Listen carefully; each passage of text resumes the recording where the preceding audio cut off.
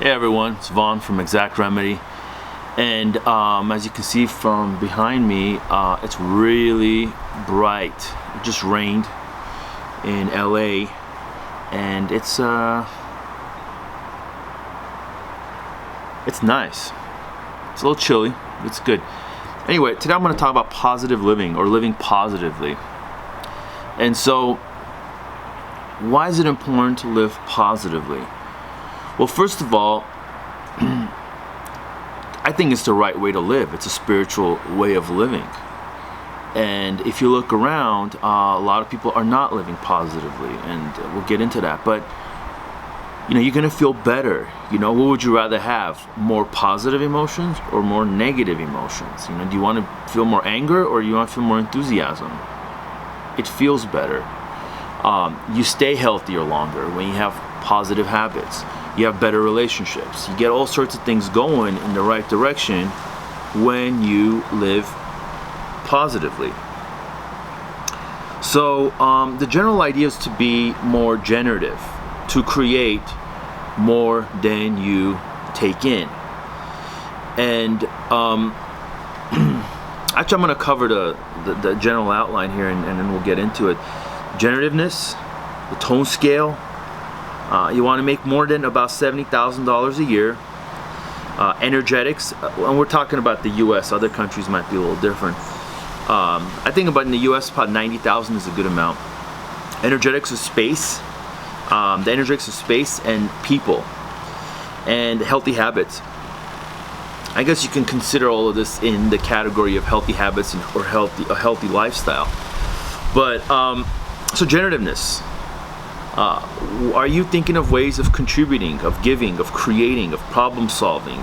Or are you just this vacuum, this like parasite that's just absorbing and taking and needy and wanting and, all the time. Some people are like that. And look, life is not where you're always being generative. Sometimes you need to take, but generally you want to be giving more than you're taking to everybody. Another area we're going to talk about is a tone scale. Emotions, if you were to put your emotions in a spectrum, at the top of the emotions you have more logical thinking and enthusiasm and freedom and fun and fulfillment. And then in the middle you have things like anger, antagonism, fear, anxiety, boredom, this sort of thing. And in the bottom you have things like failure, hatred, apathy, ugliness, rejection, hiding, this sort of thing. So you want to experience everything that is coming out from inside you, but you don't want to be limited and stay on the lower levels. You want to take responsibility, you want to take charge, you want to create. You have to go to the higher levels of, playfulness, enthusiasm, thoughtfulness, wisdom, right? And sometimes you don't have wisdom, so you absorb it from other people like mentors. Okay?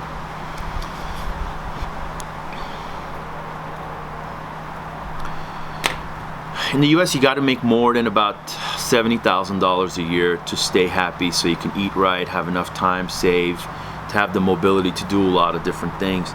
So that's really important. And hopefully you're having some kind of a job that you can make that kind of money, but also be fulfilled while you do it. And there's lots of different fields you can get into. But if you're not into those fields, you're going to feel a general dip in your positivity. Or not necessarily fields, but in some kind of a field that makes you decent, money. Especially if you got kids and other responsibilities, maybe aging parents and whatnot. The energetics of your space. So, basics like you don't want to be living next to a coal plant. Okay, some people do. Some of you that are going to be listening to this, you live by some toxic, radioactive power plant. I would get out of there at all costs. Even if you got to go be poor for a while or whatever you got to do, got to live in your car, just get the hell out of there. You're not saving any money. You're not doing anything good being there. But then when we get into like a higher level, right? You want to have plants in your house. You want to have a house that's organized, an environment that's organized, your office. These sort of things. You want to create a space that's clean, has the proper lighting. That doesn't mean too bright or too dim. Has to be the right amount of lighting. For like my bedroom, I have nice lighting that's very soothing and relaxing, and it's easy on the eyes. For my office, it's brighter. I use halogen lamps, and I have direct lighting. So it just depends on what you're doing. Outside, I have these like kind of Christmas light looking things that give it a nice romantic feel. So that's space, and there's a whole, it's feng shui and what's that other thing? Vastu gets into all that kind of stuff. But just use your instincts. Just look around and see. I've done a lot of work with the yard over here, but it could use a lot more work. There's some imperfections and some things I like to make better. So we got that space. Let's talk about people a little bit. So people are the big kind of area, I think. With people, you got to really get away from the people that are draining you, devitalizing you, and taking you off your track, or just being negative towards your dreams and goals and whatever you got going on. Now that doesn't mean if you have somebody that you respect, like for example, if you have a friend that's a stoner, that they got nothing going on, and you're asking for business advice from them, probably not the best person. But if you got some people in your life that maybe have some business experience, maybe they have a family, maybe they have some things figured out financially, and you ask them for advice, and they're not into what you're, they think it's a bad idea, you might want to listen to them. So it's a question of like, who are you getting your advice from? But you could have a mentor that's also negative. They're just negative, and they could be wrong. But you want to have mentors that maybe are in the direction. So if you want to be a doctor, talk to doctors. If you want to be a nurse, talk to a nurse. If you want to be an entrepreneur, talk to entrepreneurs in similar type of businesses. Become, friends with them, connect with them, reach out. And successful people, a lot of the time, will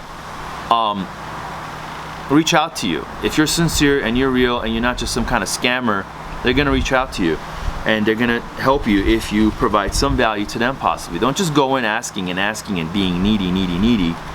Think of how you could be of value to them. So that's the people part. Girlfriends, boyfriends, abusive people, negative people, people low on that tone scale, you should be careful of. Healthy habits. So basically healthy habits. What is that? Like making sure your bowels are moving every day, making sure you're walking and exercising, doing breathing exercises, meditating, drinking raw organic juices.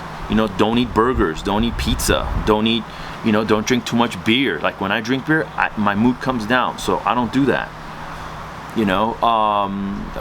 Overeating, hanging out with negative people. These are kind of they kind of intermingle these different categories. What else? Making sure you sleep, get a good night's sleep, things like that. So these are some basic things to keep you on track, so you can live positively and move forward and get out of the conditions that are blocking you in your life. Just real simple stuff. You could do it. You could start today. And I would say another thing that just popped into my mind is I call it a brain dump. And a brain dump is essentially getting everything that's on your mind that you need to get done, you want to get done, your anxieties, your fears, everything you get on a piece of paper or a couple pieces of paper, and you start to organize them into things you have power over and things you don't have power over. Okay? There's some things in politics that I don't have any power over. I cannot waste my time on that. But what I eat today, I have power over that. Whether I walk today or I don't, or I exercise or I run or do something like that, which physical exertion is required, I have control over that. Another one for the people that want to go into healthy habits: take colder showers, get out into the cold, do saunas where you sweat. I like the near infrared sauna. Check out my other video where I made a near infrared sauna. So organize your thoughts and take action. Break them down if you need to. Buying a car is kind of a big step. First, you got to have the money. Then you got to go check out what kind of car you're gonna get, how you're gonna finance it. There's different things. Break it all down. and start working on the first step. Okay, so there's different things you could do. Juicing. Do you have a juicer? Well, if you don't have a juicer or a blender, don't think about the juicing. Go get one of those things, you know? Go get one, or go to the store and buy some juice. If you want to save some money, make it yourself. So, you know, there's different, you know, tactics. So, listen to this video over and over again if you need to, but this should get you on a really good track so you can live positively.